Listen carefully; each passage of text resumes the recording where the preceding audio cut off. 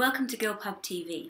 In this video I'm going to be talking about a really practical issue that has really just come up for me for the first time. So I have been freelancing and self-employed and working from home since July of last year, and obviously when I set that up it was the middle of summer and it was really warm and it was really comfortable working from my home. Now it's January coming on to February and it's much colder. The last couple of days we've had hail, we've got snow on the way apparently, it's been drizzly, it's been rainy, it's been horrible. If you live in England then you know what I mean, you feel my pain. If you are self-employed and you're working from home, then even more so, because when I used to work in an office, it was always very warm. So there would be people around me all day, there would be the heating on all day, which of course wasn't my problem in terms of bills, because it wasn't me that was paying it. There'd also be computers and servers and all kinds of machinery running all day, and the temperature would generally be pretty high. Now it's just me in my home working, and things have got kinda chilly of late.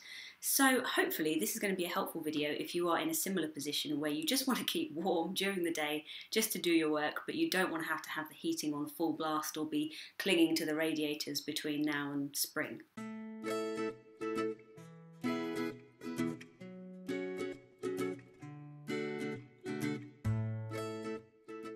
So the first thing that I use to keep warm is this tartan woolen shawl, and I got this as a Christmas present and it has completely revolutionised my working experience from home.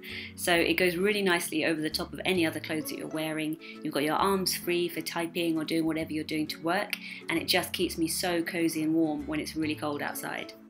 The next thing is a pair of arm warmers, and crucially these are fingerless. So fingerless gloves will be just as good, but I really like these because they're really thick wool and they go all the way up to my elbows. And I need my hands free for typing because obviously I'm writing all the time.